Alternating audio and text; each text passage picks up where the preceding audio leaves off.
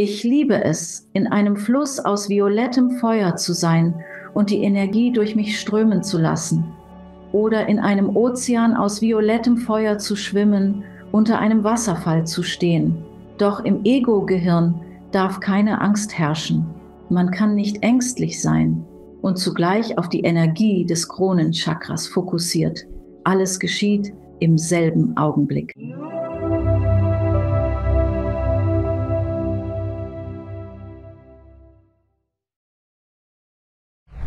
Ich möchte Belinda Womack in der Sendung begrüßen. Wie geht es dir, Belinda? Mir geht's super, Alex. Danke fürs Hiersein. Vielen Dank, dass du in der Sendung bist. Deine Geschichte fasziniert mich wirklich. Dein Buch, Die Lehren der 12 Erzengel, hat mir sehr gefallen. Und meine erste Frage an dich lautet, wie hast du deine spirituelle Reise begonnen? Nun, es hängt davon ab, wie weit ich zurückblicken soll, aber die bekannte Geschichte ist, dass ich in einer Kinderklinik gearbeitet habe. Im Onkologielabor hatte ich Besuch vom Erzengel Gabriel, als ich an einer Stammzelle arbeitete. Okay, als Biologe war der Besuch eines großen Engels ein Schock für mein System, aber nur kurz. Diese Geschichte habe ich schon oft erzählt und das ist jetzt über 30 Jahre her. Es fühlte sich an, als wäre ich aus dem Labor geholt worden und befand mich in einem runden Steinraum. Der Boden war aus Erde. Ich dachte, das wird nichts für sterile Verfahren. Wo bin ich? Ich war sehr desorientiert. Und dann dieser riesige Engel, den ich als Gabriel erkannte. Ich wusste nichts über Engel, aber der Engel hatte eine Trompete. Also dachte ich, okay, das muss Gabriel sein. Und der Engel sprach telepathisch zu mir und sagte, Belinda, du bist berufen. Deine Arbeit wird sich verändern. Ich sagte, ich glaube, Sie haben sich verwählt. Falsche Nummer. Ja, Sie haben die falsche Nummer erwischt. Ich bin Biologin, ich sollte eigentlich nicht an Engel glauben, aber ich tue es. Und Gabriel sprach wieder telepathisch, doch es dröhnte wie Donner in deinem Kopf. Du kannst dich widersetzen, aber deine Berufung ist, der Menschheit zu helfen. Gottes Kinder, also wir alle, haben vergessen, dass sie göttlich sind und sie brauchen Hilfe. Also, wir rufen dich an. Ich fragte, welche Fähigkeiten benötige ich dafür? Und Gabriel antwortete, sieh einfach zu. Das war meine Linke. Und genau das musst du lernen. Und es war dieses riesige Buch, Alex. Es war, ich weiß nicht, ungefähr 1 Meter hoch. Es war aufgeschlagen, aber es war riesig, etwa 30 Zentimeter tief. Aber das Buch war aufgeschlagen und mitten im Buch stand das Wort Liebe in roten Feuerbuchstaben. Und ich sagte, okay, Liebe, ich kann lernen, wie man das macht. Ich kann lernen, was hier ist. Und ich erinnere mich kaum an den Rest des Gesprächs, nur Gabriel sagte, wir werden zurückkehren. Das war alles. Und damals wusste ich nicht, was das bedeutete. Aber ich war zurück im Labor und dachte, ich sei einen Tag weg gewesen. Dann sah ich auf meine Uhr und kaum 1 Minute war vergangen. Es war klar. Jetzt begreife ich mehr von dem Geschehenen. Es war ein vom linken Gehirn ins rechte Gehirn katapultieren. Hallo, großes Universum, hier bin ich sozusagen Erfahrung, aber das ist offiziell der Anfang. Also, als ich deine Biografie gelesen habe, stand da auch, dass du so etwas schon als Kind gespürt hast, als du warst. Schon als Kind, dass du die Fähigkeit hattest, und mit Engeln und Verstorbenen zu sprechen. Stimmt das? Und dann lehntest du ab. Du sagtest, ich habe genug, will das nicht mehr machen und schaltetest es ab. Zuerst, ist das wahr? Und zweitens, warum wandtest du dich ab? Ja, das stimmt. Als Kind war ich sehr intuitiv. Wahrscheinlich half mir das, meine Kindheit zu überstehen. Und ich konnte definitiv sehen. Geister von der anderen Seite sehen und Gespräche mit meiner verstorbenen Großmutter führen. Ich unternahm Spaziergänge im Wald zusammen mit Jesus und Buddha. Und dabei lernte ich, dass sie enge Freunde waren.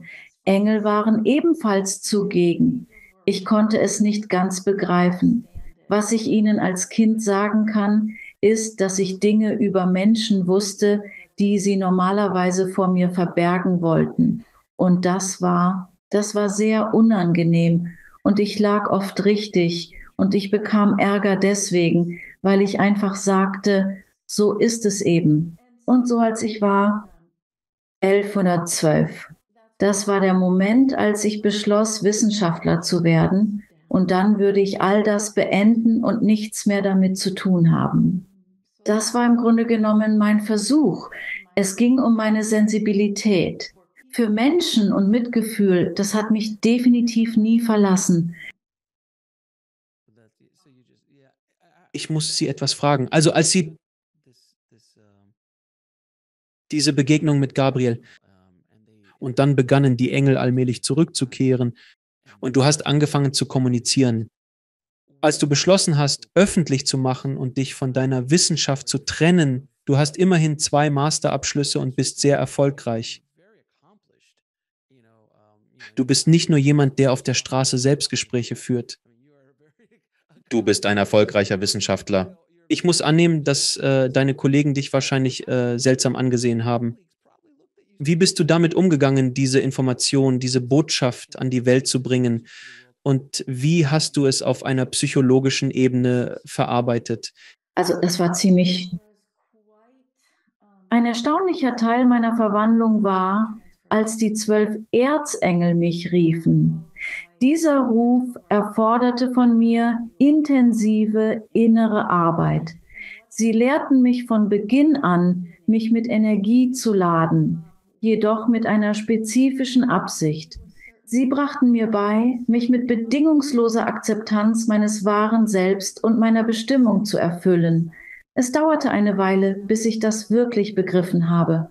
Aber wow, es war wunderbar, denn das war der Moment, als ich anfing, das Gesetz wie oben, so unten, wie innen, so außen zu verstehen und zu lernen. Wenn wir Liebe so in unser Leben ziehen, wie wir sie benötigen, um sich zu manifestieren. Ich brauchte Akzeptanz, musste von anderen angenommen werden und mein neues Ich akzeptieren. Verrücktes Selbst. Doch als ich mich mit Akzeptanz füllte, begannen auch die Menschen, mich zu akzeptieren, einschließlich der Wissenschaftler, mit denen ich jetzt arbeite. Ich hatte das Glück, in der pädiatrischen Onkologie zu arbeiten, wo viele Wunder geschehen und viele große Portionen Hingabe. Denn wenn ein Kind Krebs hat, was bedeutet das? Und wie lange hältst du dieses Kind auf der Erde? Und all diese tieferen Fragen. Also, als ich das teilte, mit denen ich gearbeitet habe. Ja, die Hauptreaktion war, okay, Belinda, kannst du mit den Engeln kommunizieren? Kann ich hier rechtzeitig herauskommen? Es war so, sie fragten, ob ich mit Engeln sprechen und für sie bitten würde. Und meine Antwort war, hey, frag sie einfach. Sie sind überall, wollen allen helfen. Es funktioniert, wenn du fragst.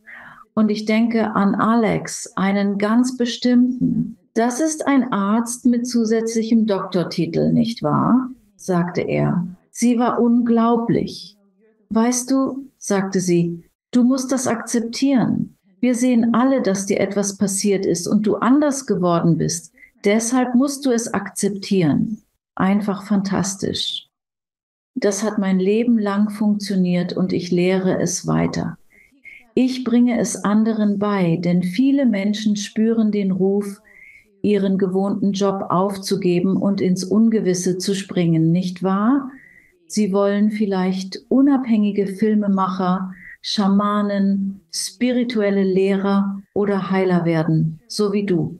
Es beginnt mit der Akzeptanz deines wahren Selbst. Akzeptierst du, wirst du willkommen geheißen. Das ist ziemlich bemerkenswert. Ja, ich frage mich immer, wenn jemand zu mir kommt, der eine Verwandlung durchgemacht hat, wie hast du es geschafft mit den Menschen in deinem Umfeld, die das ist bemerkenswert. Ich frage mich oft, wie jemand, der sich verwandelt hat, mit Personen umgeht, die nicht mitgezogen sind.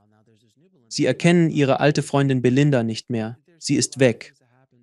Jetzt gibt es eine neue Belinda. Sie war liebenswert, aber im Veränderungsprozess passiert viel. Es fasziniert mich zu sehen, wie das abläuft. Du hast früher erwähnt, ich möchte übrigens wissen, wie du Kontakt zu Engeln aufnimmst. Redest du direkt mit ihnen oder kommen sie zu dir? In Visionen? Passiert das alles im Geist? Wie funktioniert das? Es begann mit einem Traum von meinem inneren Kind, das ich als göttliches Kind sehe. So verbinde ich mich zuerst mit der kleinen Belinda über mein Herz. Durch diesen Herzensraum, dort können wir alle mit den 12 Erzengeln, unseren Schutzengeln, den Feen, den Devas, den aufgestiegenen Meistern, den Ikonen im Himmel, die helfen wollen, in Verbindung treten. So mache ich es. Ich muss mich verbinden mit dem Herzen und dann öffnet sich das. Die himmlischen Sphären und dort sind die Engel. Wenn ich wir sage, meine ich die 12 Erzengel, mit denen wir, ich würde sagen, mittlerweile ziemlich beste enge Freunde seit langem. Also meine Verbindung ist beständig, vertrauenswürdig, gleichbleibend. Und ich bin so dankbar. Hat es ihnen persönlich geholfen auf ihrer Lebensreise? Natürlich, wenn die Engel rufen, sollte man das, was sie lernen, üben, es im Leben umsetzen und entsprechend handeln. Und ich bin so dankbar dafür, ihre Hauptlehre zu kennen, die ziemlich alltäglich ist. Wir verstehen das über die Schule Erde. Es ist eine Schule, in der wir Angst erleben dürfen. Wir dürfen ein Ego haben. Und dieses Ego darf in die Angst eintauchen und so tief und so weit gehen, wie es will.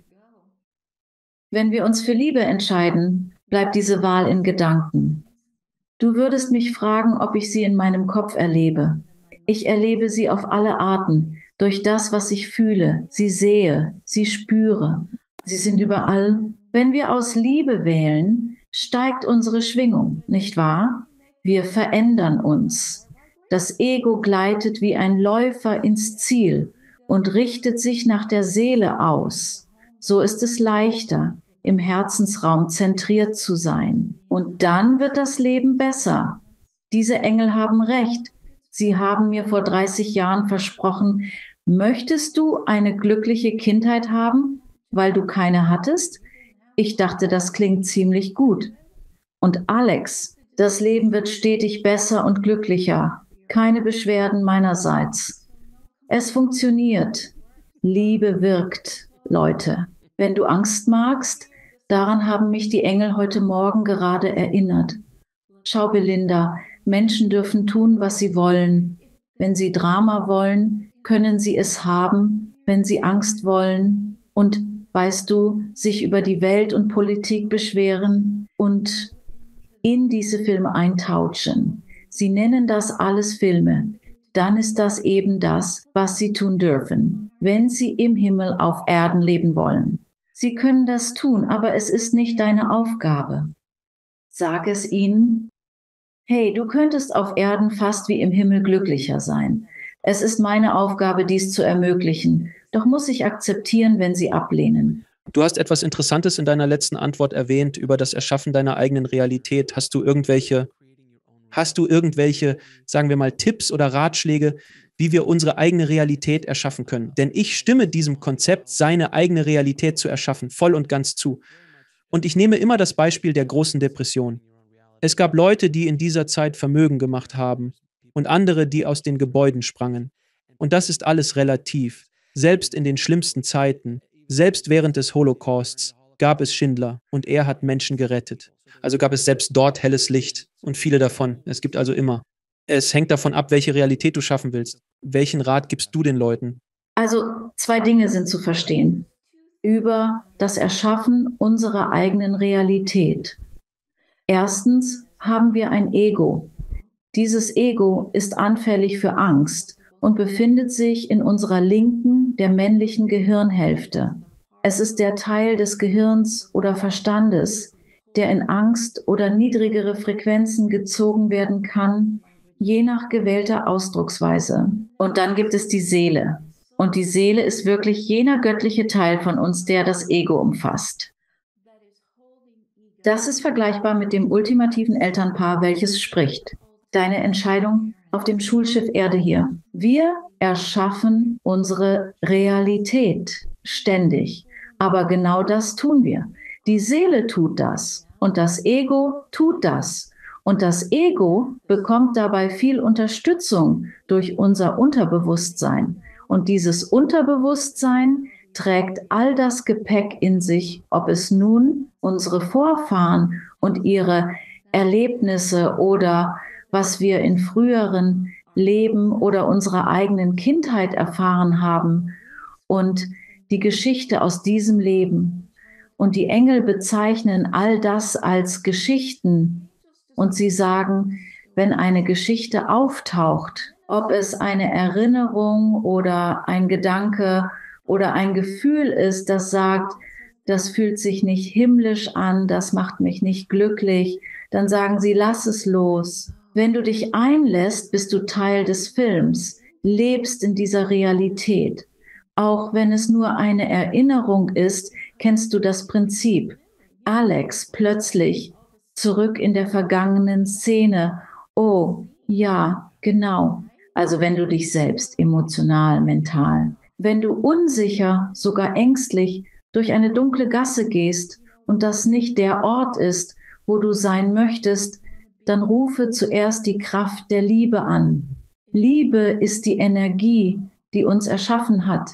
Sie ist echte Substanz, kein Hokuspokus oder Einbildung. Sie ist eine reale Kraft. Sie anzurufen verändert die Frequenz unseres ganzen Seins. Und unsere Realität wird sich sofort verbessern. Als Wissenschaftler oder auch als Ex-Wissenschaftler, je nach Sichtweise, bin ich vom Konzept der Liebe fasziniert, weil sie unquantifizierbar ist. Sie lässt sich nicht messen, doch ihre Präsenz ist unbestreitbar. Jeder Mensch auf der Erde hat hoffentlich Zugang zur Liebe oder hat sie irgendwann erlebt. Es ist faszinierend, dass wenn wir Liebe nicht quantifizieren können, es sicherlich noch mehr Phänomene gibt, die sich unserer Messbarkeit entziehen. Stimmen Sie dem zu? Ja, absolut. Dieser Vergleich gefällt mir sehr, weil Sie von Geschichten und Szenen gesprochen haben, von genau diesen Dingen. Sie sprechen wirklich meine Sprache. Beim Filmemachen verwende ich oft den Vergleich, dass wir Schauspieler auf einer Bühne sind, was schon Shakespeare sagte, aber ich übertrage das auf den Film, wo du und ich die Rollen von Belinda und Alex spielen. Es ist so ähnlich, wie wenn Tom Hanks die Rolle des Forrest Gump spielt. Und für einen Tag geht er hin, spielt die Szene, der Regisseur kommt und sagt dir, nein, nein, mach das so, mach das anders. Und am Ende des Tages zieht er sein Forrest Gump-Kostüm aus und geht wieder nach Hause.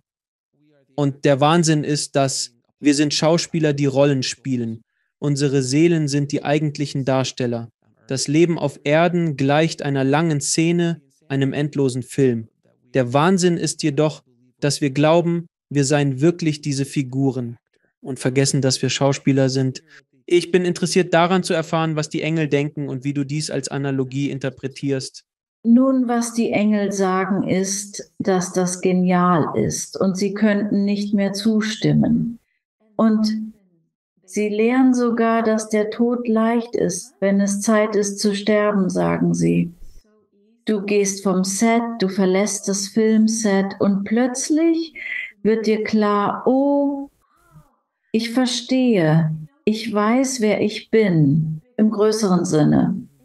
Im größeren Sinne, also selbst als die Figur und das zu starke Identifizieren mit der Figur. Das fördert unser Lernen. Deshalb tun wir es auf dem Schulweg. Engel bemühen sich, uns daran zu erinnern. Ja, du lernst hier. Du kannst die Szenerie verändern. Du darfst verändern die Persönlichkeit der Figur. Die Figur darf sich weiterentwickeln im Bewusstsein und so mehr Liebe einbringen. Einfach mit dieser Kraft arbeiten, denn Angst ist unglaublich verführerisch. Das sieht man doch in Filmen, oder? Wie Angstzellen. Es ist aufregend, es bringt die Adrenalindrüsen so richtig in Schwung, nicht wahr? Nicht jeder möchte hören, Liebe, die beruhigend, friedlich und wunderbar ist. Liebe verkauft Werbung nicht. Angst, ich meine, schalten Sie die Nachrichten ein. Angst verkauft sich. Das bringt Sie in Fahrt, dockt an niederfrequente Schwingungen an, wie wir sagen. Aber Liebe ist wirklich interessant mit Angst. Du hast schon öfter über das Ego gesprochen. Kann man das Ego ausrichten? Für unser eigenes Wohl in diesem Leben. Das Ego hat seinen Platz und ist nicht nur schlecht. Es kann wirklich Gutes bewirken, wenn wir es zulassen, aber es ist so eine Art, ein wilder Hengst. Lässt du ihn frei, wird er gehen. Also musst du ihn gewissermaßen einfangen und ihn irgendwie lenken. Ist das eine passende Analogie? Ja, das mögen Engel sehr. Sie empfehlen das Ego unterstützend. Es geht um Schwingung. Das ist vereinfachte Sprache, um Verständnis zu erleichtern. Wenn das Ego dein Freund ist und die Seele das Ego unterstützt, sodass es sich sicher fühlt, richtig, dann wird es zur Persönlichkeit. Dann können wir diese unglaubliche Weisheit der Seele und das kreative Genie der Seele wirklich ausdrücken. Also sagen sie, es ist ganz einfach. Und manchmal mag das Ego es kompliziert. Es kommt von den Engeln, aber es ist tatsächlich sehr einfach. Es funktioniert sofort und wirkt. Es befindet sich dort, wo Sprache im männlichen Gehirn existiert oder wo das Ego lebt. Du sagst einfach die Worte, ich ergebe mich. Ich ergebe mich meinem Ego, dem Willen, dem höchsten Glück. Die höchste Fürsorge, was einfach Schwingung bedeutet, meiner Seele. Ich lade meine Seele ein, sich um mein Ego zu kümmern. Und das ist geradezu wunderbar. Und ja, ich bin ein pensionierter Wissenschaftler, aber ich liebe diese Frucht. Und es funktioniert und es ist sehr einfach. Aber man muss es ständig tun, denn das Ego ist, wie du sagtest, ein bisschen oder sogar sehr wie dieser wilde Hengst, den wir nicht zähmen wollen. Zähmen, aber wir möchten, dass es sich sicher und geborgen fühlt, damit es alles voll erleben kann. Die Schönheit und das Wunder der Schule. Ja, das Ego ist das, was ich immer liebe. Nicht das Lieben des Egos, sondern seine Konstanz. Sobald du glaubst, es besiegt zu haben, erscheint es erneut. Das ist dein Ego. Egoistisch sein bedeutet, sich auf das Ego zu beziehen. Es fasziniert mich einfach und ich wiederhole ständig gegenüber den Leuten, dass das Ego gleicht einem MMA-Kämpfer, der still auf deiner Schulter sitzt und wartet. Es verharrt dort, lauernd. Sobald du die Deckung senkst und glaubst, alles im Griff zu haben, genau dann schlägt es zu und macht dich K.O., weil es kann durchaus schief gehen. Doch ich glaube, ich fange allmählich an zu begreifen, dass das Ego nicht ausschließlich schlecht ist. Es ist eine Kraft, siehst du, ohne Ego. Viele spirituelle Meister, viele erhöhte Meister, die hier waren, die Yoganandas, die Jesu, die Buddhas, sie brauchten das Ego, um die Welt verändern zu wollen, um ihre Botschaft zu verbreiten. Das ist Ego, zu versuchen, diese Nachricht in die Welt zu tragen. Es geht nicht nur darum, dass jemand sagt, ich habe Erleuchtung gefunden und sich dann für die nächsten 30 Jahre in eine Höhle setzt. Sie gingen hinaus und wollten Dinge verändern. Das ist eine positive Ego-Kraft. Nun, und das ist, was Engel sagen würden, Persönlichkeiten, tief in göttliche Einheit eingetaucht, eingeklinkt. Diese größere Kraft des Herzens. Sie wurden getrieben, wie Alex, wie Belinda getrieben wird. Unsere Seelen kamen hierher, schufen unser Ego, unsere Persönlichkeit, nicht wahr? Um positiv zu wirken, zu versuchen, Botschaften der Hoffnung und Wahrheit verbreiten, wo sie fehlen, Liebe zu bringen, wo Liebe fehlt. Und das ist ein sehr mächtiger Antrieb. Also ermutigen Sie die Engel, ermutigen. Alle Egos sollten sich lieben, nicht wahr? Ego steht für Menschlichkeit. Aber wenn du verstehst, stell dir vor, dein Gehirn wäre so groß wie eine Wassermelone und dein Ego so klein wie eine grüne Erbse. Es ist winzig in der Wassermelone fest. Stell dir vor, diese grüne Erbse hätte Bewusstsein. Oh mein Gott, ich habe diese ganze Wassermelone, die, wenn wir sie erweitern, die gesamte göttliche Einheit ist. Dann muss das Ego nicht so verteidigt werden, so selbstschützend und äußerst ich-bezogen. Denn das bewirkt tatsächlich seine Einsamkeit und sein Elend, wenn es diesen Ort aufsucht. Es reicht einfach nicht für mich. Und ich gehe dorthin. Ich muss kämpfen für das, was ich muss. Reicht das nicht, oder? Es ist nicht genug. Was ist Angst? Es ist Angst. Sie ist überall. Aber je mehr wir das Ego in das feminine Gehirn überführen, was einfach das kreative Gehirn meint, die große Wassermelone um die grüne Erbse, wo die Intuition fließt und wo wir Zugang zum Geist und zum Schöpfer haben, dann. Wow, gibt es dort Fülle und einfach so viel Unterstützung und Sicherheit und Vertrauen, dass wir werden niemals zur Neige gehen. Wir werden nicht ausgehen, also müssen wir nicht darum streiten. In der Welt herrscht Überfluss. Unser Geld wird nicht ausgehen. Geld ist unendlich. Energie, diese Energieart, letztlich Nahrung. Ich habe in diesem Gespräch viele Analogien verwendet, aber bei einem Apfelbaum, da gibt es mehr als ein Samenkorn schenkt dir hunderte Äpfel. Das ist nur ein Baum. Das Leben ist voller Fülle. Es geht darum, mehr zu geben, als wir brauchen, Zugang zu Dingen zu haben. Mit dieser Einstellung durchs Leben gehen. Dinge werden leichter, so fühle ich. Vielen Dank. Und wenn du Engel um Hilfe bittest, sie sind Liebeskräfte und sie inkarnieren tatsächlich als Menschen. Das ist eine Frage, die mir oft gestellt wird. Bevorzugen sie nicht also das Verbleiben im Himmelreich? Denn von dort aus könnten sie in einer höheren Schwingung einen größeren Dienst leisten, ohne Furcht auf sich nehmen zu müssen.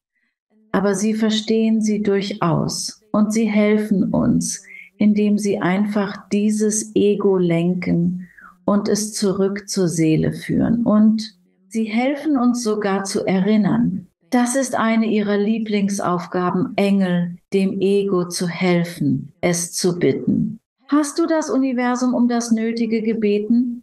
Hast du, egal wie du Gott nennst, darum ersucht, deine Seele um Beistand gefragt? Schöpfer, göttliche Einheit, Quelle, bitte um Hilfe. Denn um Hilfe zu bitten, verändert tatsächlich die Schwingung des Egos an einen Ort, wo es wieder an das größere Bewusstsein angeschlossen wird, das sagt, oh ja, hier kommt es. Denn wenn du betest oder eine Absicht setzt, das Universum hört dich, es ist unterwegs, das Ego kann ablenken. Es ist wie mit den Engeln. Hier ist eine andere Analogie. Es ist so, als hättest du ein Paket bei Amazon bestellt und dein Ego lässt dich ständig in andere Häuser, andere Bundesländer und andere Orte umziehen. Wo wird Gott das Paket zustellen? Wenn du geerdet bist, jetzt lebst und atmest und sagst, okay, danke, lass mich nicht im Weg stehen, es zu empfangen. Das hilft wirklich. Und Engel helfen uns dabei, Alex. Nun, wir haben hier wohl eine Entdeckung gemacht. Du und ich sollten eine App entwickeln, die Verbindung zu Gott ermöglicht und die Möglichkeit, unterwegs befindliche Sendungen zu tracken. Ich denke, wir machen Millionen. Sie haben viel über das Thema Angst gesprochen. Können Sie uns einen Rat geben, wie wir unnötige Ängste in unserem Leben überwinden können? Ich meine nicht die berechtigte Angst wie die vor einem Tiger, der uns töten will, sondern die anderen irrationalen Ängste, die andere Angstart, jene, mit der wir täglich zu tun haben, die erfundene Angst, im Gestern oder Morgen statt im Hier und Jetzt zu leben. Die Engel lehren, die Kraft des Kronenchakras zu nutzen. Du verfügst über spirituelle Energiequellen, die dir stets zugänglich sind.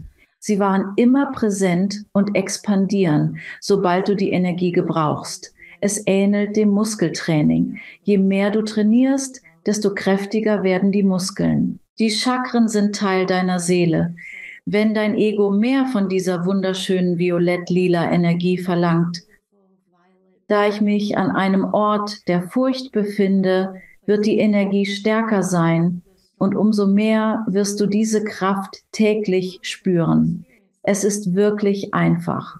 Ob du es dir vorstellst oder nur die Absicht bewahrst, du hältst deinen Kopf unter einen violetten Feuerregen, eine Dusche aus violetter Energie, wähle selbst die Worte. Das wird sofort die Angst aus deinem Kopf vertreiben und dir helfen, dich zu erden. Das Kronenchakra besteht aus dem Wurzelchakra. Das war ein schriller Pfiff. Entschuldigung dafür.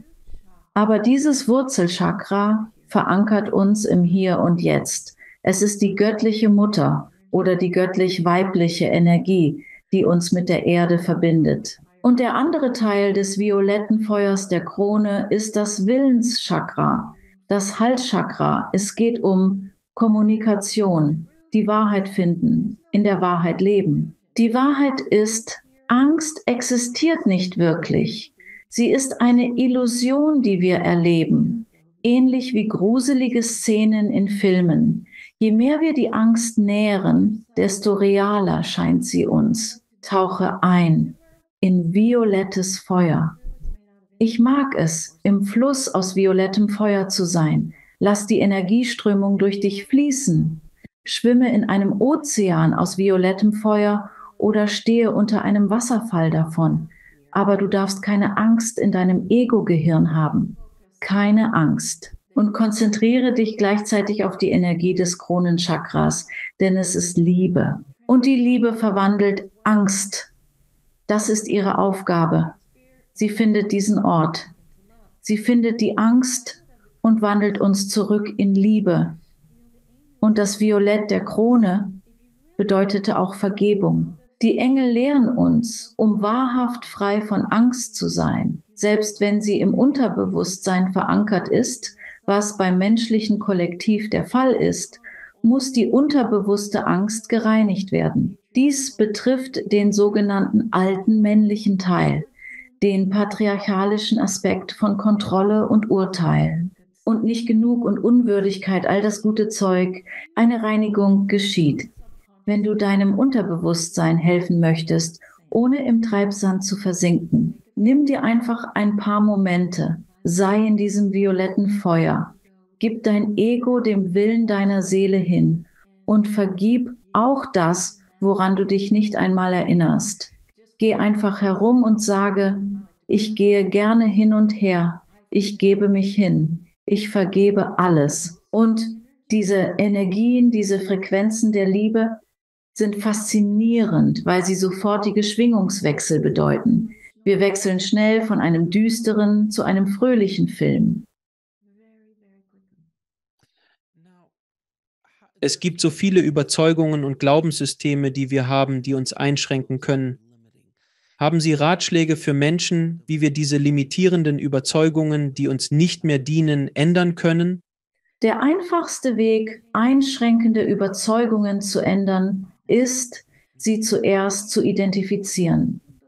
Sobald du die Überzeugung erkannt hast, Alex, ist die gute Nachricht, dass du bereit bist, sie loszulassen.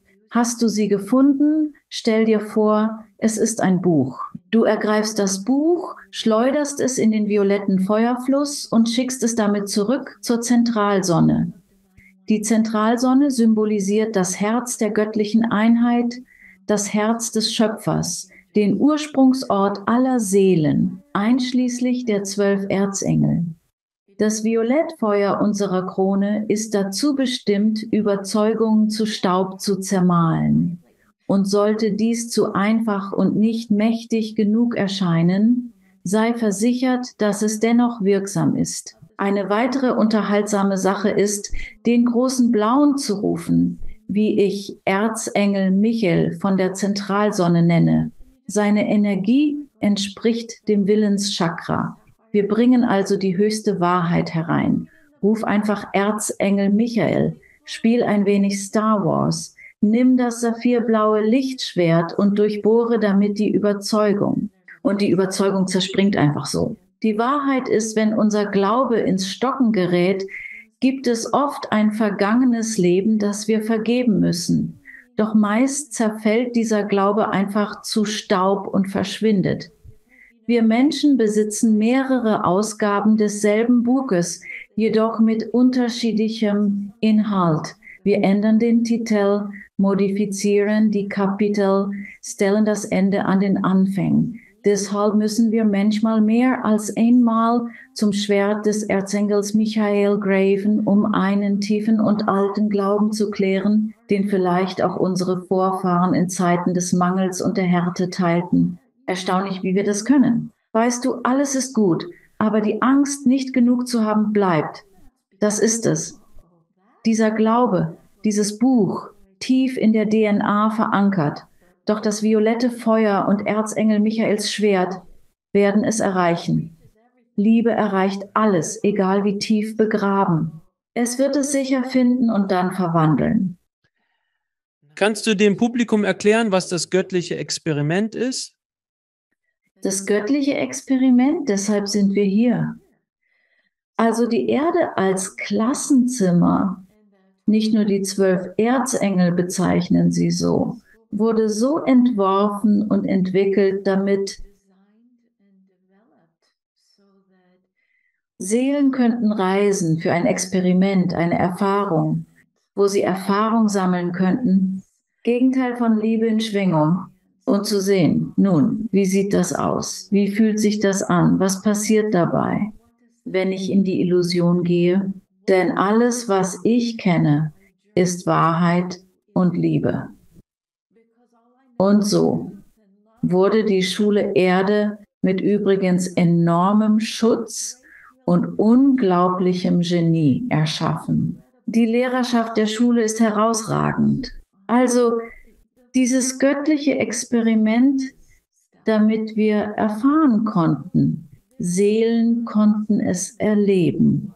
Das Gegenteil in der Schwingung von Liebe, das ist Angst.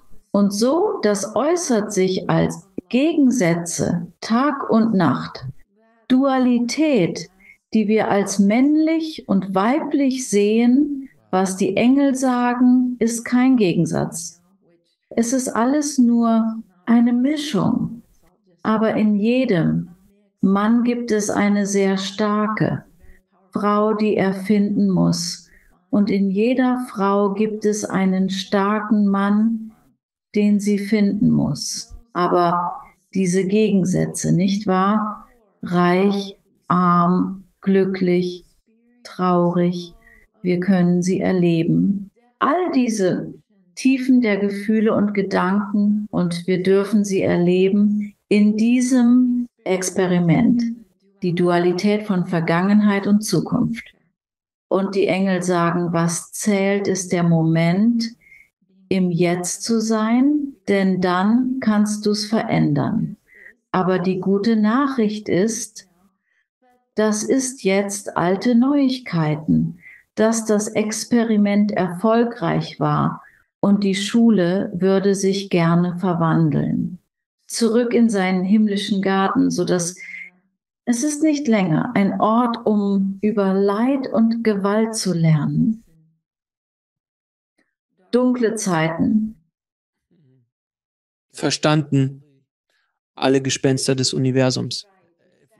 Wenn sie wollen, all die Angst und Dinge, die wir quasi in unseren Köpfen heraufbeschwören können. Ja.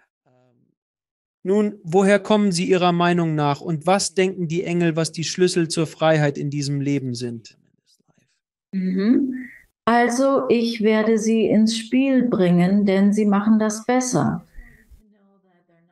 Und sie möchten, dass sie wissen, dass sie nicht, zitiere die Lehren der 12 Erzengel. Sie sind im Buch verzeichnet, aber du sollst sie eigenständig interpretieren und darlegen. Wunderschöne menschliche Wesen. Die Schlüssel zur Freiheit und die Schlüssel zum Erfolg. Es ist einfach, es geht darum, deinen Geist zu holen, wenn er abschweift. Denn das tut er gern. Bring ihn zur Liebe zurück. Und wenn du von Angst erfüllte Gedanken hast, die negativ sind, die zum armen Ich führen, ich fühle mich als Opfer, betrogen, oder ich möchte meine Zukunft kontrollieren. Wie kann ich wissen, dass ich sicher sein werde? Gibst du dich wirklich hin der Fürsorge deiner Seele und sagst höheres Selbst? Wenn du echt bist und es stimmt, dass ich hier nicht verlassen wurde, dann heb mich hoch, damit ich's weiß und Vertrauen habe. Freiheit ist mein Geburtsrecht. Glück ist mein Geburtsrecht. Erfolg ist mein Geburtsrecht. Hebe mich hoch, Seele. Und so, ihr Menschen, wir ermutigen euch. Es ist eine Übung. Es erfordert Geduld und Dankbarkeit und Mitgefühl für eure Menschlichkeit. In jedem Augenblick, jeder Minute, jeder Stunde, jeden Tages eine Wahl zu treffen. Welche Erfahrungen möchte ich machen? Strebe ich danach, Freiheit, Erfolg, Glück und Wohlstand zu erleben? Gute Gesundheit? Oder möchte ich vielleicht weniger als das erleben? Und selbst die Frage niederzuschreiben, beginnt die Verwandlung in Gang zu setzen. Unsere Schlüssel zu Freiheit und Erfolg. Bitte dies zu tun. Schönes Wesen, so wunderschön und dabei so unglaublich mächtig. Was würdest du gerne einmal erleben? Denn dein Wunsch ist das Einzige. Was Alex nicht sagte, aber doch meinte. Ist dein Ego auf dem Präsentierteller? Auf deine Wünsche einzugehen? Deines Herzens Verlangen zu finden. Was möchtest du haben? Wir sind die 12 Erzengel der zentralen Seele, liebend jedes Zauberatom von.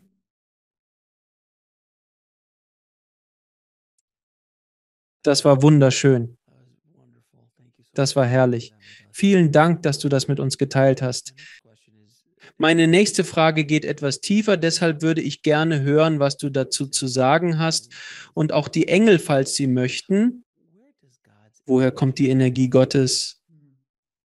Gottes Energie ist alles Existierende. Sie ist Liebe, reine Liebe. Es ist eine Liebe, die frei von Angst oder Illusion ist. Sie entspringt die Zentralsonne, die wiederum symbolisch ist. Die Zentralsonne ist das Herz des Schöpfers oder das Herz Gottes. Der Anfang, das Zentrum, woher wir alle stammen, die Quelle der Liebe und die Quelle der Energie. Gibt es einen Teil davon, der, was sagen dein Ego, dein Verstand? Das verstehe ich nicht. Oh, ich bin sicher, dass es so ist. Ich bin sicher, dass es so ist. Also die Engel antworten sehr schnell. Ja, Alex und ihr wunderbares Publikum, wir ermutigen euch, im Alltag nach Beweisen zu fragen. Nutzt die Energie von Gottes Liebe. Sie ist die größte Kraft im Universum. Entscheide dich. Heute arbeite ich mit der Kraft der Liebe. Ich öffne meine Augen und sage, Engel, meine Seele, zeigt mir, was Liebe heute für mich tun kann. und selbst erleben. Erfahrung, der Beweis, den dein Ego begehrt. Und es wird mehr Beweise fordern. Also morgen fragst du, okay, Liebe, was kannst du heute für mich tun? Unser Standpunkt wurde klar gemacht. Das liebe ich. Ich liebe es, dass Sie Humor haben, nicht wahr? Auf jeden Fall. Immer. Ich wollte Sie fragen, ist es anstrengend für Sie, mit ihnen in Kontakt zu treten? Denn ich kenne viele Hellseher und Medien. Manchmal zehrt es an ihnen. Belastet es sie körperlich irgendwie? Es ist nicht anstrengend. Engel zehren nicht an meiner Energie, ehrlich gesagt. Was meine Nebennieren und Nierenenergie wirklich aussaugen kann, sind die Geschichten der Menschen. Ich liebe es, Menschen zu helfen, aber als extrem empathischer Mensch werde ich manchmal von ihren Geschichten heruntergezogen. Deshalb bin ich dazu übergegangen, Beratungen per Audioaufnahme durchzuführen, um effektiver helfen zu können. Ich bitte nun um E-Mails und darum, dass Sie mir Ihre Geschichten zusenden, damit ich arbeite langsam an dieser Geschichte und nehme dann auf, um Engel einzubinden und mich in die Infos einzuklinken. Aber ich muss nicht mehr von Angesicht zu Angesicht sein, wo ich aufnehme und tatsächlich erlebe, was sie verarbeiten. Und das ist es, was mich jetzt ehrlich gesagt erschöpft. Ich könnte nicht kanalisieren, wie ich es mache. Die 12 Erzengel so intensiv einzuladen, stundenlang, da ihre Frequenz sehr hoch ist. Es ist, als wäre man an eine extrem starke Lichtquelle angeschlossen. Es fühlt sich wunderbar an, aber wenn ich zu lange in dieser Energie verweile, beginne ich tatsächlich zu so einer Art von Ein Zusammenbruch. Der Kupferdraht beginnt zu schmoren.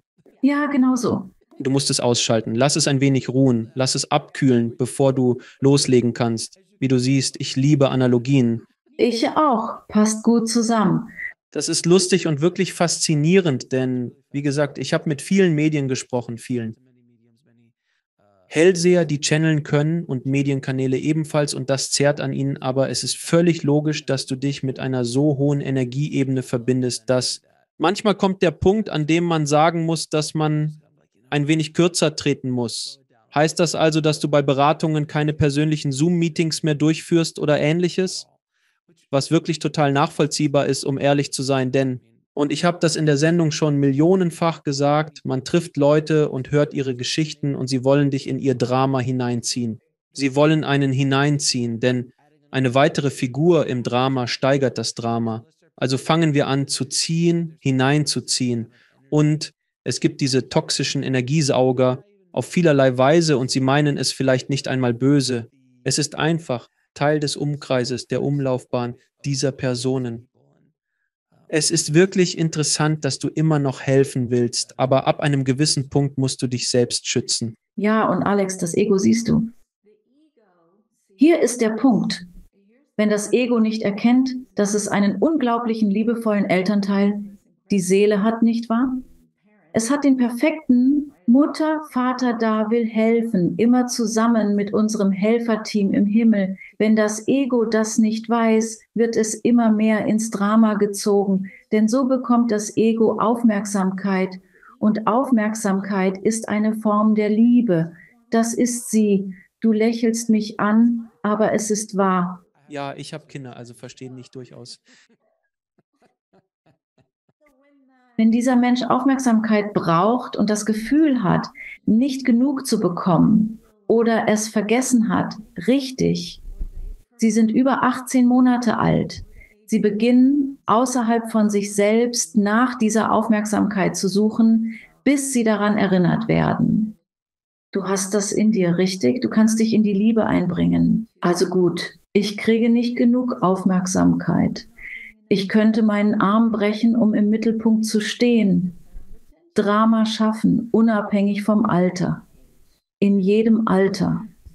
Eure Zuhörer sollten verstehen, dass es bessere Wege gibt, Aufmerksamkeit zu erlangen. Es gibt sie wirklich. Dann bist du nicht hungrig, bedürftig oder anstrengend für Liebste. Du bist ein Liebesgenerator. Das heißt, zur Quelle zu gehen, mich zu nehmen, füll mich auf. Es ist einfach, eine wunderbare Botschaft, absolut herrlich, denn Gott weiß, ich kenne genug vom Gegenteil. Ich habe sie getroffen. Wie Sie sich vorstellen können, gab es in Hollywood Egos, mit denen ich zu tun hatte. Das wäre zu meiner Zeit ein anderes Podcast-Thema und eine andere Unterhaltung. Nun, es gibt mehrere Egos in einer Person, was die Sache noch schwieriger gestaltet. Und dann spielen Sie noch Charaktere anderer Egos. Ja, wow. Und vertrau mir, am Set mit Schauspielern zu arbeiten, kann unterschiedlich sein. Ich durfte mit erstklassigen Oscar-nominierten Profis arbeiten. Bei denen kannst du sicher sein, sie wissen, wie sie ihre Szenen angehen und abschließen. Sie beherrschen die Technik, die Arbeit ohne Drama. Mir fiel auf, je berühmter der Star, desto professioneller der Schauspieler. Je größer der Star, desto weniger wollen sie Aufmerksamkeit. Oh, interessant. Nach meinen Erfahrungen, und das gilt nicht für alle, sind größere Stars, berühmtere Filmstars, bekanntere Schauspieler oft umgänglicher und freundlicher. Es sind die einen. Ich habe neulich mit einem Regisseur gesprochen. Ich meinte, wie bist du mit all denen umgegangen? Es war ein Film mit viel männlicher Energie, ein sehr testosterongeladener Actionfilm, ein legendärer sogar, wirklich eine Menge, einfach eine Ladung. Du kennst sie doch, all diese Typen. Wie bist du mit Arnold Schwarzenegger umgegangen? Wie mit solchen Typen? Er sagt, sie waren nett. Keine Probleme mit großen Stars. Probleme machten die Kleinen, die versuchten, sich zu beweisen oder Aufmerksamkeit zu erlangen. Von anderen, die es nicht nötig hatten, weil sie schon diese Aufmerksamkeit erhielten, den Großteil ihres Lebens. Irgendwann denkt man einfach, weißt du, es reicht mir. Ich möchte einfach nur Ruhe. Aber du bringst es echt auf den Punkt, Alex. Die Engel sind total begeistert davon. Sie sagen zu allen Menschen, ihr habt alle Zugang zum kreativen Genie, egal ob ihr Schauspieler, Regisseur oder Filmemacher sein wollt. Podcast-Moderator und spiritueller Heiler, nicht wahr? Was es auch ist. Sei dein wahres, authentisches Selbst. Entspann dich darin. Was wird dir dabei helfen? Ich gebe mich hin. Ich ergebe mich dem Willen meiner Seele, der Hilfe meiner Seele. Atme. Sei jetzt hier diese einfachen Dinge. Und allein diese Absicht zu haben. Absicht ist alles. Entspanne dich in deiner wahren Authentizität. Und dann, ganz natürlich, entfaltet sich, wer du sein sollst. Nimmt das nicht den Druck weg? Oh Gott, mein Gott. Ich sage das vielen jungen Künstlern, die aufsteigen, weil sie stets fragen, wie sie es schaffen. Ich sage dann, das Einzige, was du brauchst, ist, wer du bist. Es gibt eine geheime Zutat, die du besitzt, die sonst niemand auf der Welt hat. Und wenn du sie nutzt, dann kannst du aufsteigen und bekommst, was du willst. Und als Künstler wachsen als Mensch, weil du authentisch bist. Und ich bin jetzt seit über 7 Jahren im Podcasting und viele Leute fragen, warum bist du im Podcasting und bei Interviews erfolgreich? Ich sage, weil ich authentisch bin. Ich versuche nicht, jemand anderes zu sein. Ich bin, wer ich bin und führe Gespräche mit echter, ehrlicher Haltung. Ich frage nach, weil ich wissen und lernen möchte über deinen Prozess. Deshalb habe ich dich gefragt. Ich denke mir, wie ist es für dich, mit den Engeln zu sprechen? Wie war deine Erfahrung mit dem Übergang? Das sind Erfahrungen, die ich nicht machen werde, zumindest soweit ich weiß, in diesem Leben. Wer weiß das schon, nicht wahr? Aber ich bin neugierig, wirklich neugierig. Und ich bin authentisch. Und ich komme auch von einem Ort des Dienens. Und es gibt so viele andere Leute, die im Podcasting-Bereich kommen und gehen, weil sie denken, ich will ein berühmter Podcaster sein. Ich denke mir, es ist mir egal, ein berühmter Podcaster zu sein. Mir geht es darum, meinem Publikum zu dienen. Mir geht es um Neugier. Und das ist es, was mich antreibt. Denn das hier ist keine leichte Arbeit. Nur ich gehe davon aus, auch deine Arbeit ist nicht leicht. Tag für Tag. Es ist Arbeit. Es ist Arbeit. Wenn du es liebst und authentisch zu dir selbst bist, ist das Geheimnis vieler Dinge. Authentizität ist das Geheimnis. Und hast du bemerkt, dass du eher zu authentischen als zu unechten Menschen hingezogen wirst? Absolut. Ich genieße unser Gespräch sehr. Es ist phänomenal, weil wenn ich Glück habe, mit einem echten Menschen zu sein, ich kann atmen, denn das bin ich. Ich bin wie ein kleines Kind. Ich kann niemand anders sein als Belinda, die mit 12 Erzengeln spricht. Ich kann nicht unecht sein.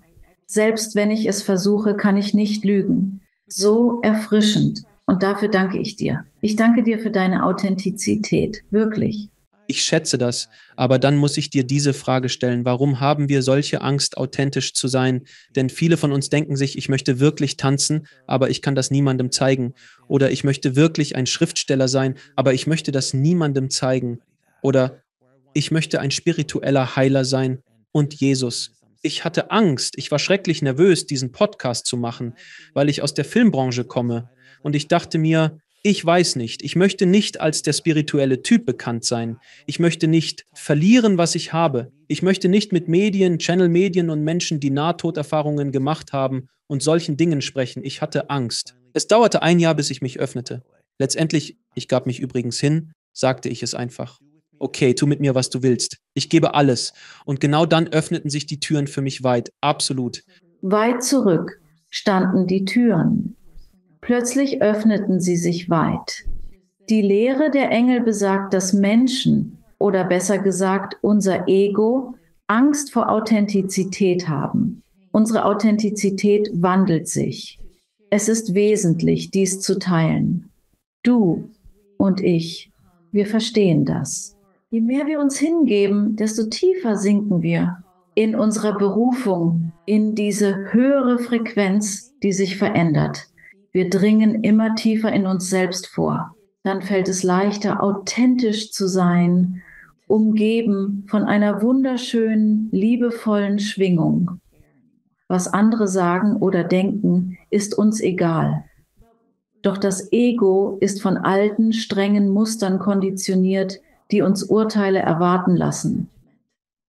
Und das Urteil hat viel mit Weltreligionen zu tun und existiert schon seit langer Zeit, aber tatsächlich entspringt es der Angst. Also wenn wir nur menschlich sind, du hast Angst, beurteilt, abgelehnt, verspottet und gedemütigt zu werden. Diese Angst hast du wie jeder, aber sobald du ihr begegnest, setze sie in loderndes Feuer.